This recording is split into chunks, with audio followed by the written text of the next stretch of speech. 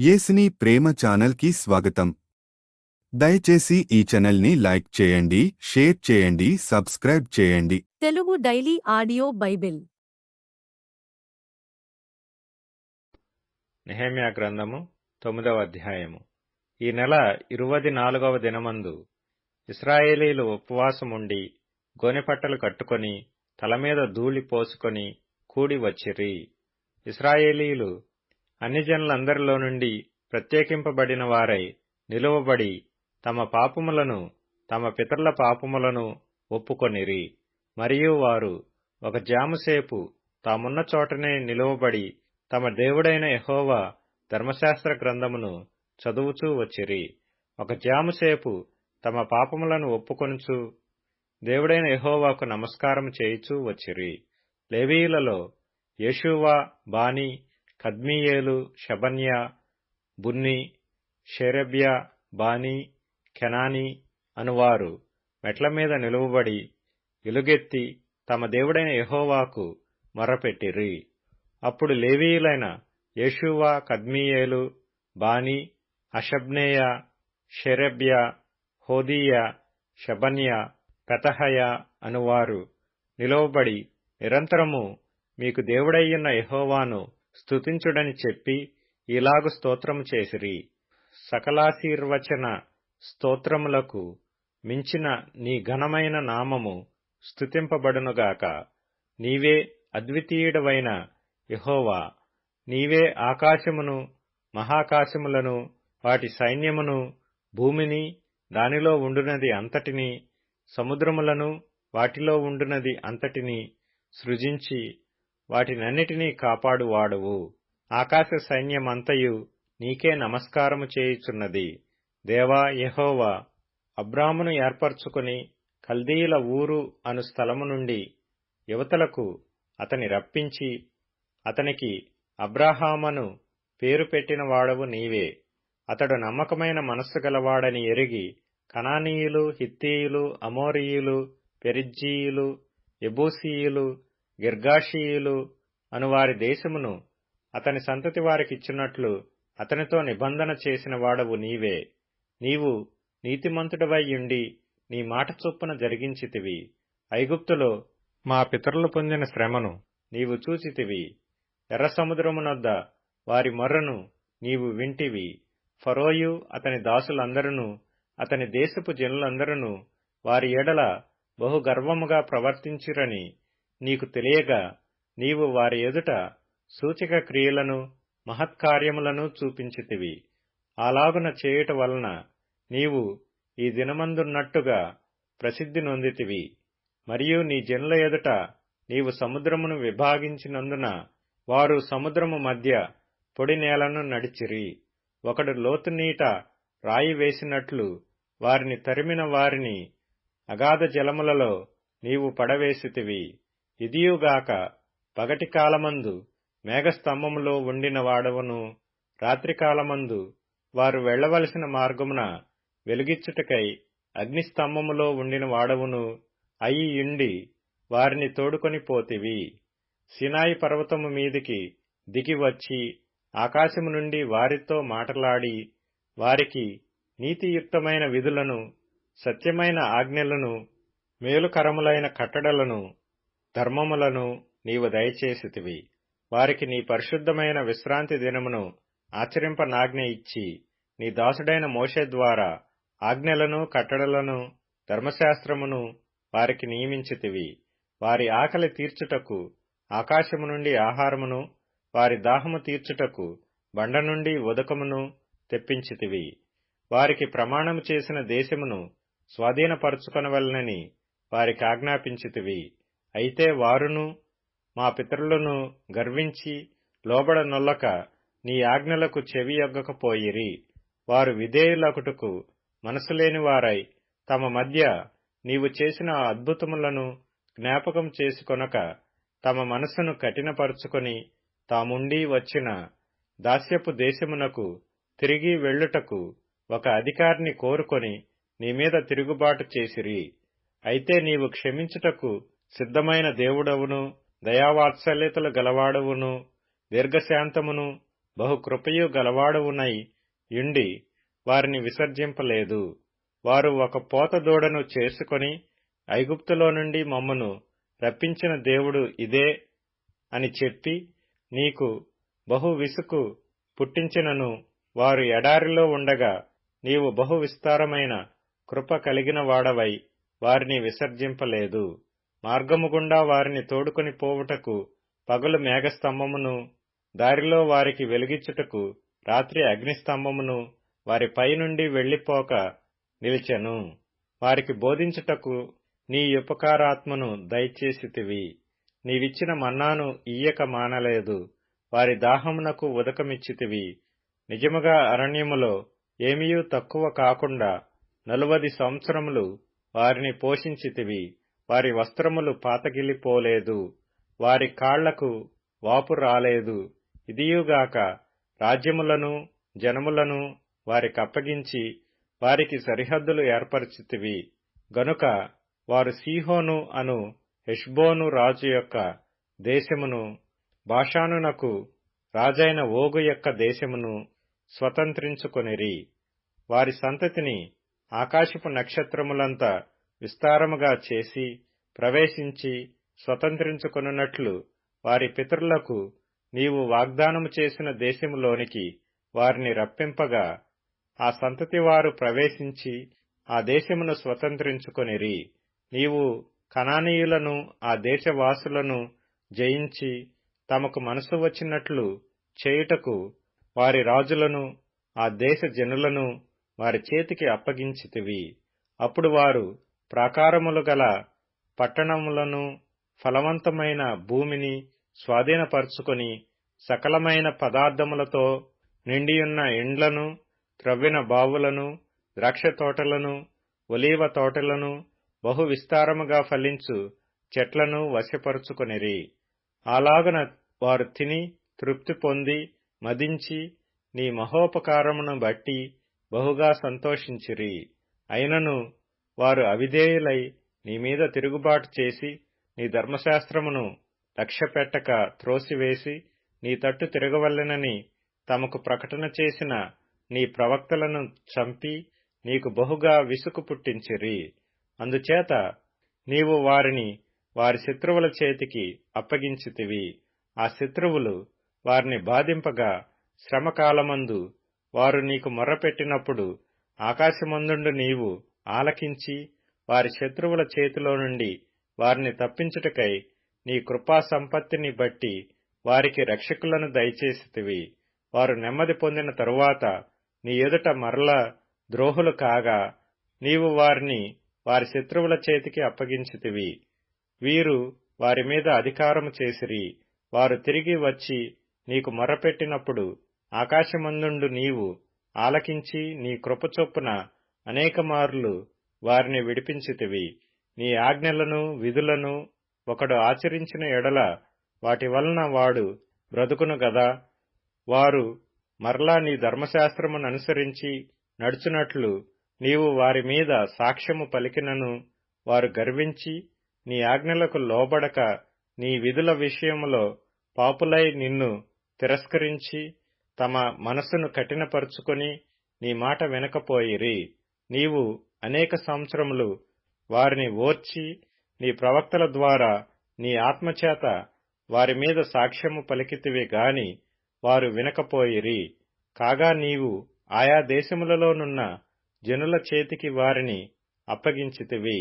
అయితే నీవు మహోపకారివై ఉండి వారిని బొత్తిగా నాశనము చేయకయూ విడిచిపెట్టకయూ ఉంటివి. నిజముగా నీవు కృపా కనికరములు గల దేవుడువై ఉన్నావు. చేసిన నిబంధనను నిలుపుచు కృపచూపునట్టి మహాపరాక్రమశాలివియు భయంకరుడవు నగు మా దేవా, అష్షూరు రాజుల దినములు మొదలుకొని ఈ దినముల వరకు మా మీదికిని, మా రాజుల మీదికిని, ప్రధానుల మీదికిని, మా పితరుల మీదికిని, నీ జనులందరి మీదికిని వచ్చిన శ్రమ ఎంతయు నీ దృష్టికి అల్పముగా ఉండకుండునుగాక. మా మీదికి వచ్చిన శ్రమలన్నిటినీ చూడగా నీవు న్యాయస్థుడవే. నీవు సత్యముగానే ప్రవర్తించితివి. కాని మేము దుర్మార్గులమైతిమి. మా రాజులు గాని, మా ప్రధానులు గాని, మా యాజకులు గాని, మా పితరులు గాని నీ ధర్మశాస్త్రముననుసరించి నడవలేదు. నీవు వారి మీద పలికిన సాక్ష్యములనైనను నీ ఆజ్ఞలనైనను వారు వినకపోయిరి.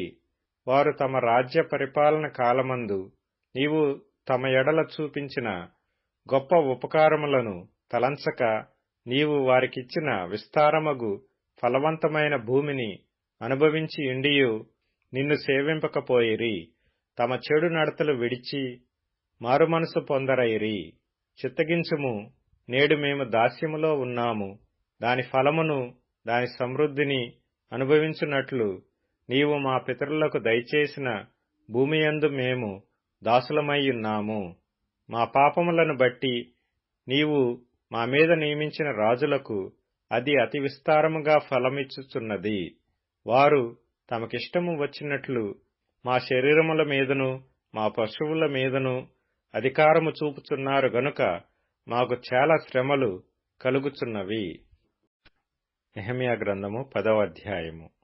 మేము ఒప్పుకొని చెప్పిన దానిని బట్టి ఒక స్థిరమైన నిబంధన చేసుకుని రాయించుకొనగా మా ప్రధానులను లేవీయులను యాజకులను దానికి ముద్రలు వేసిరి.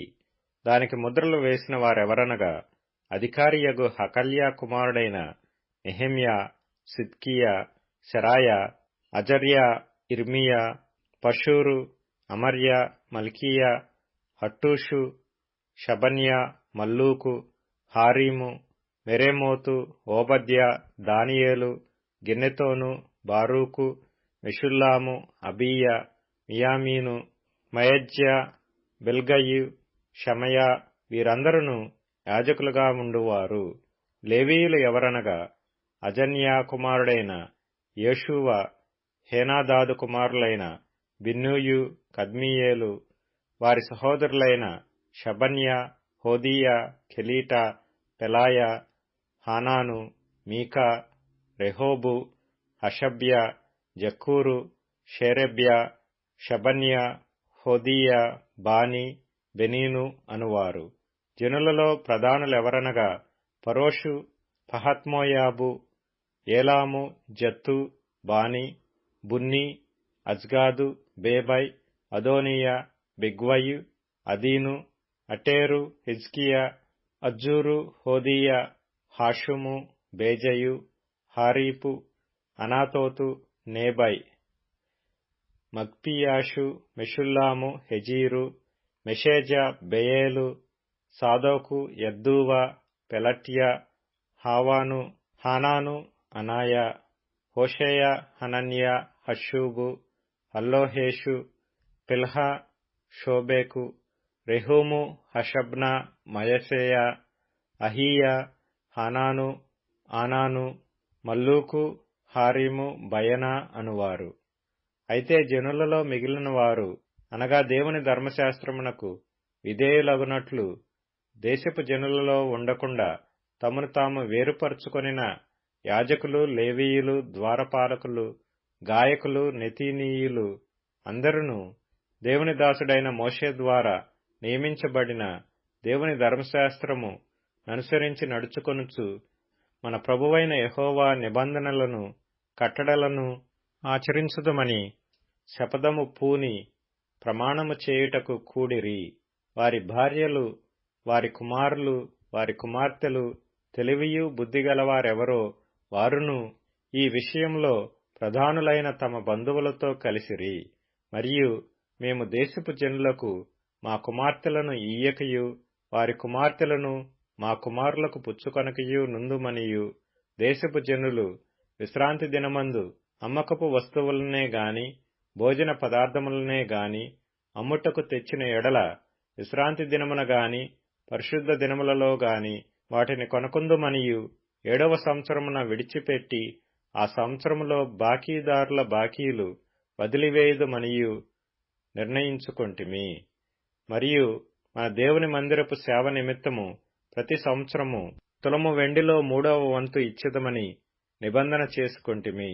సవరింపబడిన రొట్టె విషయములోను, నిత్య నైవేద్యము విషయములోను, నిత్యము అర్పించు దహన బలి విషయములోను, విశ్రాంతి దినముల విషయములోను, అమావాస్యల విషయములోను, నిర్ణయింపబడిన పండుగల విషయములోను, ప్రతిష్ఠితములైన వస్తువుల విషయములోను, ఇశ్రాయేలీలకు ప్రాయశ్చిత్తము కలుగుటకైన పాపపరిహారార్థ బలుల విషయములోను, మన దేవుని మందిరపు పని అంతటి విషయంలోను అలాగుననే నిర్ణయించుకొంటిమి. మరియు మా పితరుల ఇంటి మర్యాద ప్రకారము ప్రతి సంవత్సరమును నిర్ణయించుకొనిన కాలములలో ధర్మశాస్త్ర గ్రంథమందు వ్రాసియున్నట్టు మా దేవుడైన యెహోవా బలిపీఠము మీద దహింపచేయుటకు యాజకులలోను, లేవీయులలోను, జనులలోను కట్టెల అర్పణమును మా దేవుని మందిరములోనికి ఎవరు తేవలనో వారును చీట్లు వేసుకొని నిర్ణయించుకొంటిమి. మరియు మా భూమి యొక్క ప్రథమ ఫలములను, సకల వృక్షముల ప్రథమ ఫలములను ప్రతి సంవత్సరము ప్రభువు మందిరమునకు మేము తీసుకొని వచ్చినట్లుగా నిర్ణయించుకొంటిమి. మా కుమారులలో జ్యేష్ఠపుత్రులు మా పశువులలో తొలిచూలులను ధర్మశాస్త్ర గ్రంథమందు వ్రాయబడినట్టు మా మందలలో తొలిచూలులను మన దేవుని మందిరములో సేవ చేయు యాజకుల యొద్దకు మేము తీసుకొని వచ్చినట్లుగా నిర్ణయించుకొంటిమి. ఇదియుగాక మా పిండిలో ప్రథమ ఫలము, ప్రతిష్ఠార్పణలు, సకల విధమైన వృక్షముల ఫలములు, ద్రాక్షారసము, నూనె మొదలైన వాటిని మా దేవుని మందిరపు గదులలోనికి యాజకుల యొద్దకు తెచ్చున్నట్లుగాను, మా భూమి పంటలో 10వ వంతును లేవీయుల యొద్దకు తీసుకొని వచ్చున్నట్లుగా ప్రతి పట్టణములోనున్న మా పంటలో 10వ వంతును ఆ లేవీయులకిచ్చున్నట్లుగాను నిర్ణయించుకొంటిమి. లేవీయులు ఆ 10వ వంతును తీసుకొని రాగా అహరోను సంతతి వాడైన యాజకుడు ఒకడును వారితో కూడా ఉండవలెననియు, 10వ వంతులలో 1 వంతు లేవీయులు మా దేవుని మందిరములో ఉన్న ఖజానా గదులలోనికి తీసుకొని రావాలననియు నిర్ణయించుకొంటిమి.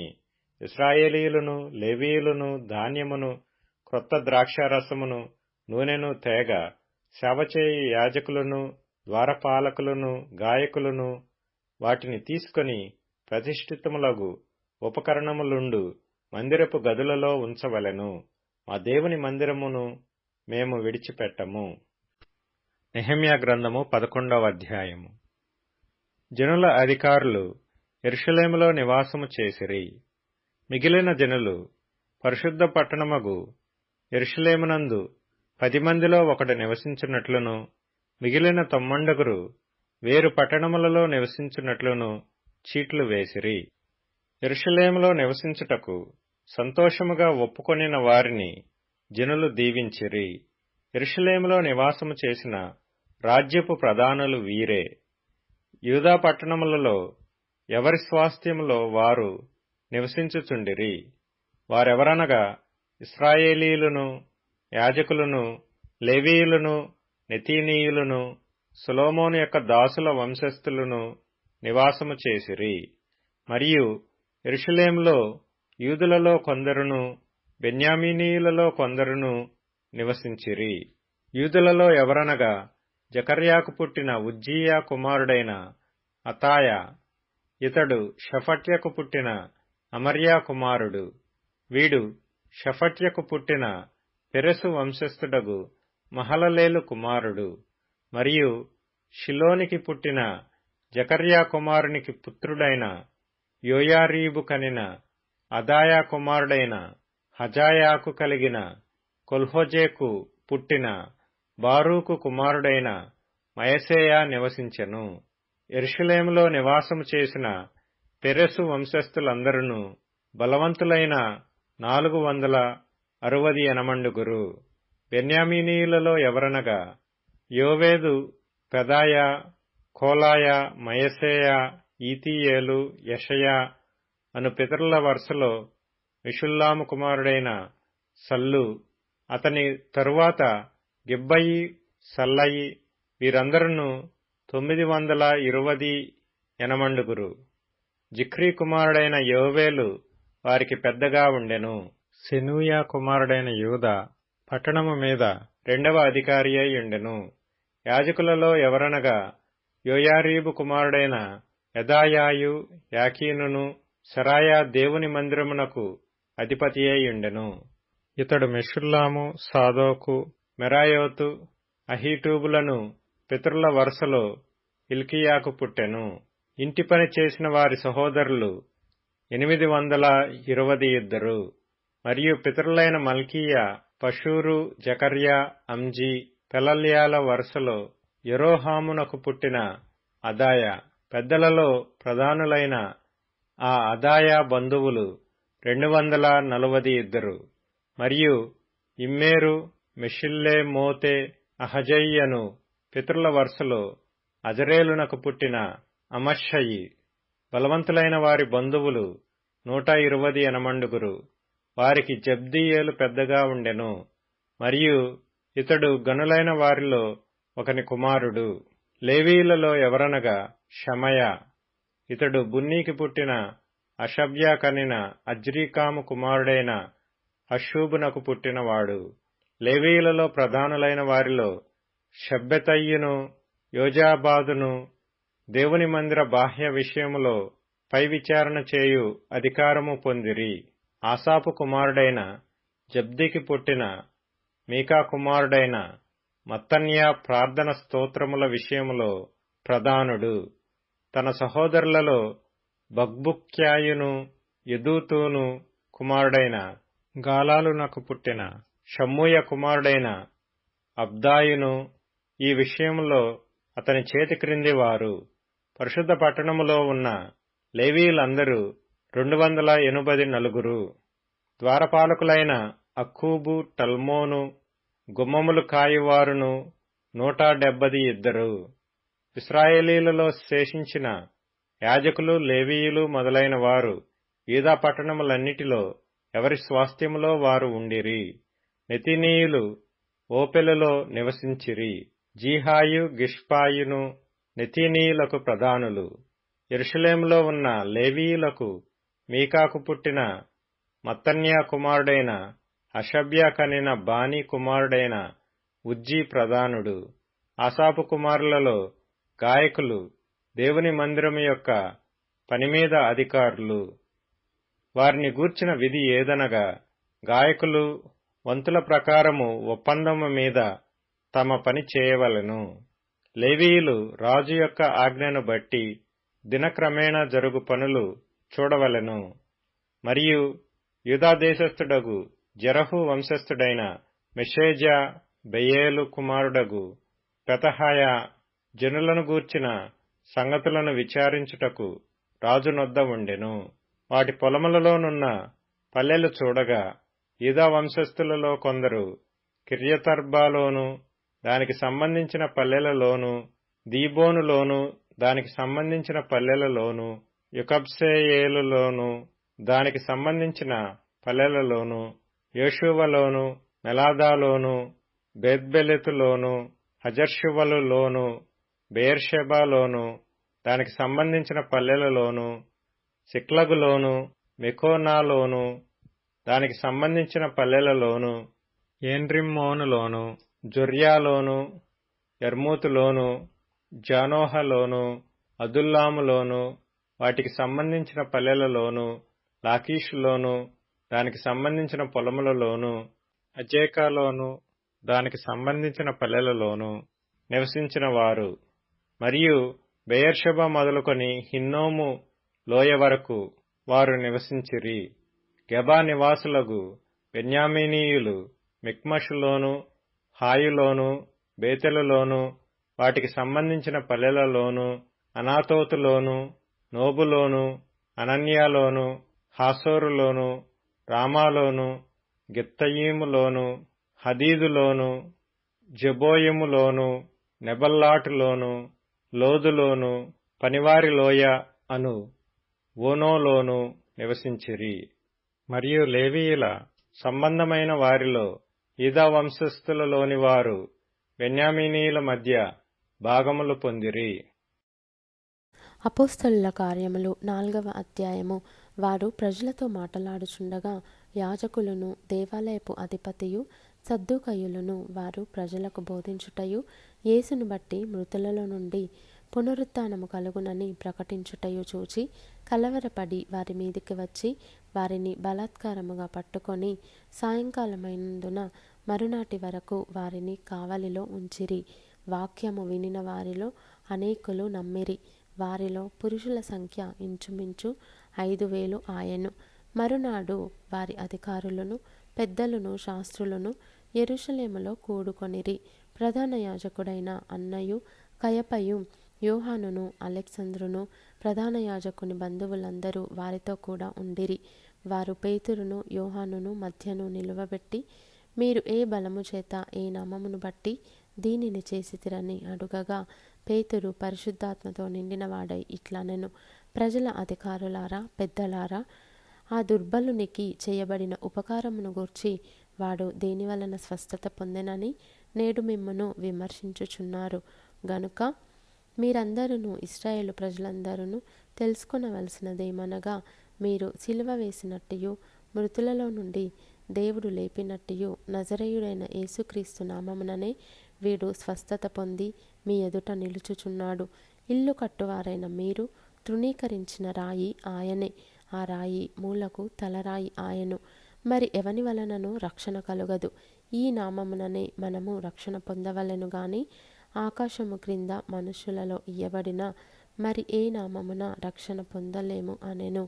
వారు పేతురు, యోహానుల ధైర్యమును చూచినప్పుడు వారు విద్యలేని పామరులని గ్రహించి ఆశ్చర్యపడి వారు యేసుతో కూడా ఉండిన వారని గుర్తెరిగిరి. స్వస్థత పొందిన ఆ మనుషుడు వారితో కూడా నిలిచియుండుట చూచి ఏమీయూ ఎదురు చెప్పలేకపోయిరి. అప్పుడు సభ వెలుపలికి పొండని వారికి ఆజ్ఞాపించి తమలో తాము ఆలోచన చేసి, ఈ మనుషులను మనమేమి చేయుదము? వారి చేత ప్రసిద్ధమైన సూచక క్రియ చేయబడి ఉన్నదని యెరూషలేములో కాపురమున్న వారికందరికీ స్పష్టమే. అది జరగలేదని చెప్పజాలము. అయినను ఇది ప్రజలలో ఇంకా వ్యాపింపకుండుటకై ఇక మీదట ఈ నామమును బట్టి ఏ మనుషులతోనైనను మాట్లాడకూడదని మనము వారిని బెదరు పెట్టవలెనని చెప్పుకొనిరి. అప్పుడు వారిని పిలిపించి, మీరు యేసు నామమును బట్టి ఎంత మాత్రమును మాట్లాడకూడదు, బోధింపను కూడదని వారికి ఆజ్ఞాపించిరి. అందరూ పేతురును, యోహానును వారిని చూచి, దేవుని మాట వినుట కంటే మీ మాట వినుట దేవుని దృష్టికి న్యాయమా? మీరే చెప్పుడి, మేము కన్నవాటిని విన్నవాటిని చెప్పకయుండలేమని వారికి ఉత్తరమిచ్చిరి. ప్రజలందరూ జరిగిన దానిని గూర్చి దేవుని మహిమపరచుచుండిరి గనుక సభవారు ప్రజలకు భయపడి వీరిని శిక్షించు విధమేమియు కనుగొనలేక వీరిని గట్టిగా బెదిరించి విడుదల చేసిరి. స్వస్థపరచుట అను ఆ సూచక క్రియ ఎవని విషయములో చేయబడెనో వాడు 40 ఏండ్ల కంటే ఎక్కువ వయస్సు గలవాడు. వారు విడుదల నొంది తమ స్వజనుల యొద్దకు వచ్చి ప్రధాన యాజకులను, పెద్దలను తమతో చెప్పిన మాటలనన్నిటినీ వారికి తెలిపిరి. వారు విని ఏక మనస్సుతో దేవునికిట్లు బిగ్గరగా మొరపెట్టిరి, నాదా, నీవు ఆకాశమును, భూమిని, సముద్రమును, వాటిలోని సమస్తమును కలుగజేసిన వాడవు. అన్యజనులు ఏలా అల్లరి చేసిరి? ప్రజలెందుకు వ్యర్థమైన ఆలోచనలు పెట్టుకొనిరి? దయచేసి ఈ ఛానల్ని లైక్ చేయండి, షేర్ చేయండి, సబ్స్క్రైబ్ చేయండి.